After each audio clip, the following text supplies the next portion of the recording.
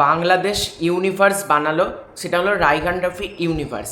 আমি কিছুদিন আগে একটা ভিডিও করেছিলাম যে টলিউড ইন্ডাস্ট্রি লজ্জায় ডুবে মরে যাওয়া উচিত, কিছু শেখা উচিত টলিউডের, কারণ টলিউড এটা পারছে না যেটা বাংলাদেশ করে দেখালো।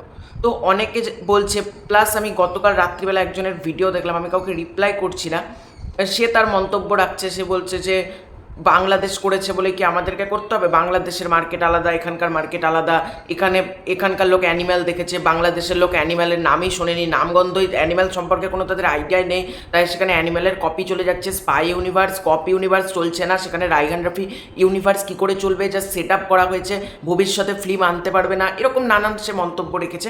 প্রথম আমি যে কথাটা বলবো সেটা হচ্ছে, নিজেদের অক্ষমতা কখনো ঢাকা উচিত না। এটা নিজেদের অক্ষমতা, এটা টলিউড ইন্ডাস্ট্রি অর্থাৎ আমাদের ইন্ডাস্ট্রির অক্ষমতা যে আমরা একটা সিনেমাটিক ইউনিভার্স বানাতে পারিনি। বাংলাদেশ বানিয়েছে, সেটাকে অ্যাপ্রিসিয়েট করা উচিত। আর নিজেদের অক্ষমতা ঢাকার জন্য কখনো অন্যকে ছোটো করা উচিত না। বাংলাদেশেও অ্যানিম্যাল রিলিজ করেছিল, বাংলাদেশের লোকও অ্যানিম্যাল মুভি দেখেছে, ঠিক আছে। বাংলাদেশে অ্যানিম্যাল সম্ভবত ডিস্ট্রিবিউট করেছিল অনন্য মামুন, অ্যাকশন কাট এন্টারটেনমেন্ট। বাংলাদেশের লোকও অ্যানিম্যাল দেখেছে, পুষ্পা দেখেছে, স্ত্রী 2 দেখেছে, কিসি কা ভাই কিসি কি জান দেখেছে। আর এখন নেটফ্লিক্স, অ্যামাজন প্রাইম, জি5 এগুলোর বাজার, ঠিক আছে। এই ওটিটি প্ল্যাটফর্মগুলো সারা পৃথিবীতে অ্যাভেলেবেল, প্রত্যেকে ওটিটি থেকে মুভি এখন দেখতে পায়। আর যারা ওটিটি থেকে দেখে না, এখন বর্তমান দিনে হাজার হাজার ওয়েবসাইট আছে, তারা সেখান থেকেও আজকালকার দিনে মানুষ দেখে। সুতরাং বাংলাদেশের মানুষ অ্যানিম্যাল দেখেনি, এটা একটা কোনো ফালতু লজিক হলো। এই লজিকটার কোনো মাথা মুন্ডু নেই, এমন একটা লজিক। প্রথম কথা হলো, শাক দিয়ে মাছ ঢাকবো কেন?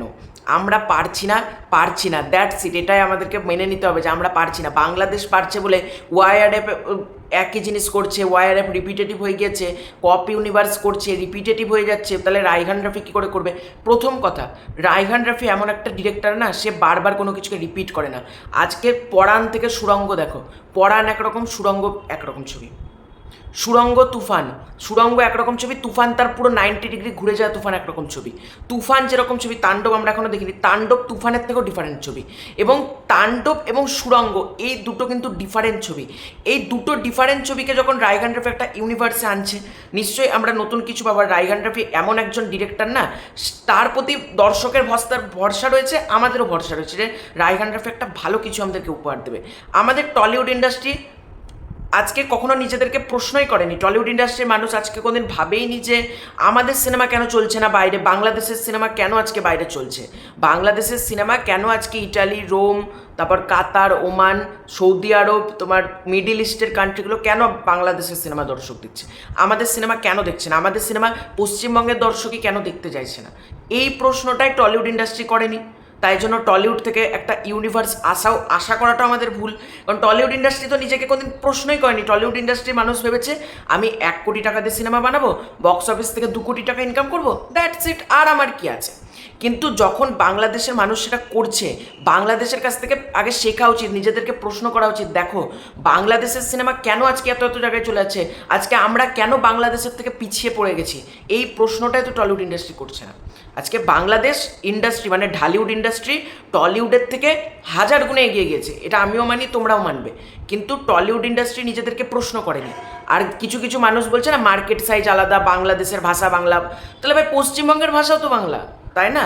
পশ্চিমবঙ্গে যখন একটা পশ্চিমবঙ্গের আয়তন বাংলাদেশের আয়তন সেম, ঠিক আছে। পশ্চিমবঙ্গের দেখবে ম্যাপ দেখে দুটোর জনঘনত্ব প্রায় একই বলতে গেলে। এবং একটা কথা বলছে যে বাংলাদেশে ইউনিভার্স হয়েছে, আমাদের এখানে চলবে না। আরে চলবে না আগে থেকে আমরা কেন ধরবো? আগে থেকে তো বানিয়ে দেখতে হবে না জিনিসটা। আগে 2-3টে ছবি হোক, দেবদা, জিদ্দা, প্রসেনজিৎ, অঙ্কুশ সবাইকে নিয়ে একটা ইউনিভার্স হোক, ছবি দেখি 2-3টে, তারপর তো আমরা ডিসাইড করবো চলবে কি চলবে না। আগে থেকে যদি আমরা ভেবে নিই না এটা তো চলবে না, তাহলে বানিয়ে লাভ নাই। যদি রাইহান রাফি আজকে যদি এটা ভাবতো, তাহলে রাইহান রাফি আজকে ইউনিভার্স বানিয়ে দিতে পারতো না। আর বলছে ইউনিভার্স সেট আপ করা একরকম, ইউনিভার্স সাকসেসফুলি রান করা আলাদা রকম। রাইহান রাফি না এমন একজন মানুষ, সে এবং প্রোডাকশান হাউস যখন চরকি আলফায় রয়েছে, সুতরাং এবং টেকনিক্যাল দিকে এখান থেকে এসভিএফ করছে, সুতরাং এই ছবিগুলো মারাত্মক হবে, এটুকু আমরা প্রত্যেকেই জানি। কিন্তু নিজেদের অক্ষমতা বারবার কেন আমরা চাপা দেবো যে আমরা পারি? দ্যাটস ইট, আমরা পারি না, এটা আমাদেরকে বলতে হবে। আমরা এতদিন পারিনি, বাংলাদেশ পেরেছে, অ্যাপ্রিসিয়েট করতে হবে জিনিসটাকে। এই অ্যাপ্রিসিয়েটটা যদি আমরা না করতে পারি, তাহলে আরোই আমাদের ইন্ডাস্ট্রি এগোবে না। আর আমাদের industry day by day down হয়ে যাচ্ছে। তার একটাই কারণ হচ্ছে আতেল ছবি।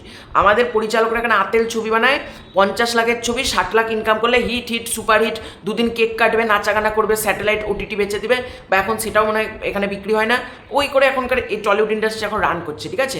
সেখানে বাংলাদেশ ইন্ডাস্ট্রি অনেকটা এগিয়ে গেছে, শাক দিয়ে মাছ ঢাকা যায় না, ঠিক আছে? তো তোমাদের এটা নিয়ে কি মতামত কমেন্ট করে জানাও, খুব শীঘ্রই আছে নতুন করে ভিডিও।